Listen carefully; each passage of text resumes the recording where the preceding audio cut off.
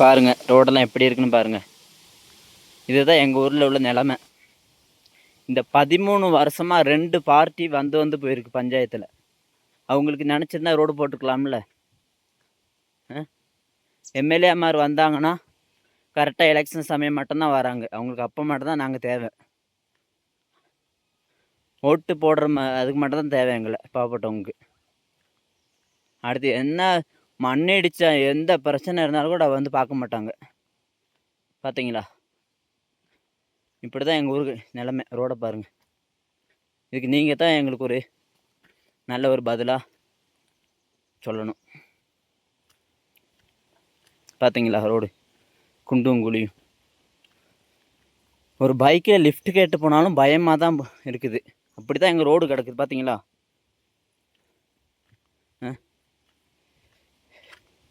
உங்களெல்லாம் நம்பி தான் நாங்கள் இருக்கிறோம். நாங்கள் போராடுற அளவு நாங்கள் போராடுவோம். போராடுறது எங்கள் உரிமை. பார்த்தீங்களா ரோடை பாருங்கள். இப்படிலாம் இருந்துச்சுன்னா இப்படி எல்லாருக்கும் நான் சொல்கிறேன், எங்களுக்கு ஒரு நல்ல ஹாஸ்பிட்டலும் ரோடும் வேணும். நாங்கள் எவ்வளோ நாள் தான் நாங்கள் வெளியில் போய் ஹாஸ்பிட்டலுக்கு போக வேண்டியதாக இருக்குது. 500 முடிகிற இடத்துல 1000 போய் கொடுத்து ஹாஸ்பிட்டலுக்கு போயிட்டு வரோம். பார்த்தீங்களா? இந்த ரோடை பார்க்கும்போது நீங்கள் சொல்லுவீங்க என்ன எப்படி நல்லா இருக்குன்னு சொல்லிட்டு வைங்க. இதில் இதுக்கு மேலே தான் உங்களுக்கு ரோடே தெரியும். பாருங்கள். பார்த்தீங்களா? ஒரு குழியை பார்த்தீங்களா எப்படி? இதெல்லாம் எப்படி போகும்னு நினைக்கிறீங்க? பாருங்கள். இதுக்கு மேலே தான் உங்களுக்கு தெரியும் இந்த ரோடு. பாருங்கள். நான்லாம் இதில் எத்தனை தடவை விழுந்திருக்கேன் பைக்கிலேருந்து. அப்படி தான் இந்த ரோடு கிடக்குது. உங்களுக்கே தெரியுமில்ல. பாருங்கள் எவ்வளோ பெரிய குழி. இதெல்லாம் ஒரு கெஸ்ட்டு கார் வந்துச்சுன்னா எப்படி போவாங்க? ஒரு ஃபேமிலிலாம் வந்துச்சுன்னா. பார்த்தீங்களா?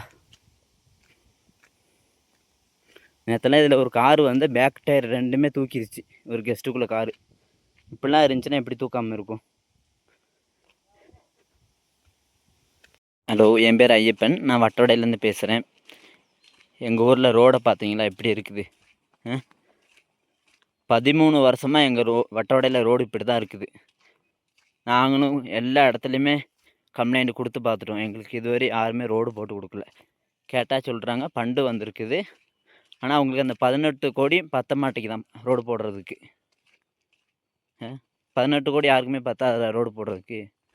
பாருங்கள், எங்கள் இது வந்து நம்ம ஆதிவாசி குடிக்கு போகிற வழியில் உள்ள ரோடு. ஒரு டெலிவரி கேஸ்லாம் வந்தால் எப்படி அங்கேருந்து வருவாங்க? பாருங்கள் எப்படி இருக்குது எங்கள் ரோடு. வர கெஸ்ட்டு எல்லாம் எங்களை தப்பாக சொல்லிட்டு போகிறாங்க. ஏன் நீங்களாம் படித்த பையனுங்க தானே, உங்களுக்கெல்லாம் போய் கலெக்டர் ஆஃபீஸு எல்லா இடத்துலையுமே கம்ப்ளைண்ட் கொடுக்கலாம்ல. அவங்க வந்து எங்களை பேசிட்டு போகிறாங்க வர்ற கெஸ்ட்டு எல்லாம். நாங்கள் என்ன செய்ய? எங்கள் ஊருக்குள்ளே நிலமை இது தான். நல்ல ஒரு ஹாஸ்பிட்டல் இல்லை, நல்ல ரோடு இல்லை. வட்டவடை பஞ்சாயத்தில் ஒரு பழத்தோட்டம்னு சொல்லிட்டு ஒரு ஊர் இருக்குது. அந்த ஊரில் தெரு லைட் வச்சுருக்காங்க. செலஞ்சாறு தெரு லைட் வைக்கல, குடியில் வைக்கல. பஞ்சுவேல்னு சொல்லிட்டு ஒரு ஊர் இருக்குது, அங்கேயும் தெரு லைட் வைக்கல. ஏன் நாங்களாம் மனுஷங்க இல்லையா? இல்லைன்னா அவங்க மட்டும் தான் மனுஷனுங்களா? ஒரு சின்ன மண் இடித்து விழுந்தாலும் வட்டவடையில் உள்ள நியூஸ் வெளியவே போக மாட்டேங்குது. நாங்கள் அப்படி தான் இருக்கிறோம். ஒரு உருள் போட்டினாலும் நாங்கள் மண்ணுக்குள்ளே கிடந்தாலும் யாருக்குமே தெரியாது. பார்த்தீங்களா ரோடெலாம் எப்படி இருக்குது? பாருங்கள் ரோடு எப்படி இருக்குதுன்னு பாருங்கள். நீங்கள் சொல்லுங்கள். சின்ன ஒரு ஹாஸ்பிட்டல் கேஸ் வந்தாலும் எங்களுக்கு அடிமாலி தான் போக வேண்டியது இருக்குது. இது ஒரு பெரிய ஊர் தானே. எத்தனை ஊருங்க இருக்குது? 14 வார்டு இருக்குது வட்டவடை பஞ்சாயத்தில். அந்த 14 வார்டுக்கு ஒரு நல்ல ஒரு ஹாஸ்பிட்டல் இருந்தால் நாங்கள் இங்கேயே பார்க்கலாம்ல. எல்லாமே எதுக்காக இருந்தாலும் அடிமாலி விட்டுடுறாங்க. சின்ன காயமாக இருந்தாலும் கூட அடிமாலி விட்டுறாங்க. பாருங்கள் ரோடெல்லாம் எப்படி இருக்குன்னு பாருங்கள். நைட்லாம் போன மாதம்லாம் கரண்ட் போய் 2 வாரம் ஆச்சு. இந்த 2 வாரம் யாருக்கும் ஃபோனில் சார்ஜ் இல்லை. ஒரு ஹாஸ்பிட்டலுக்கு கேஸ் வந்தால் யாருக்கும் கூப்பிடணும் கூட முடியாது. அப்படி இருந்தோம். கேசிபியில் கூப்பிட்டோம்னா இப்போ வந்துடும் சொல்லிட்டு அப்படியே செகண்டோட ஃபோனு கூப்பிடும்போது அவங்களுக்கு ஃபோனு சுவிட்ச் ஆஃப் பண்ணி வச்சிடுவாங்க. நாங்கள் அப்படி தான் இருக்கிறோம்.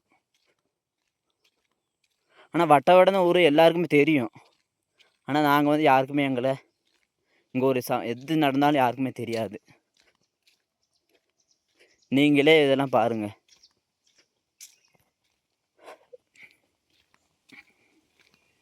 எப்படி இருக்குன்னு பாருங்கள் ரோடெல்லாம்.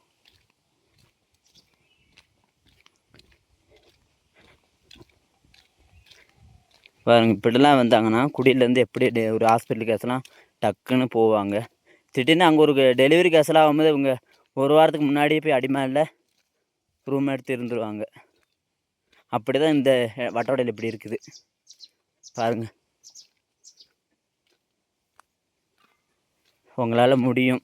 எங்களுக்கு வட்டவடைக்கு ஒரு நல்ல அடுத்த தலைமுறைக்கு ஒரு நல்ல ஹாஸ்பிட்டலு ரோடு வேணும். அதுக்கு வேண்டி தான் நாங்கள் போராடிக்கிட்டு இருக்கோம்.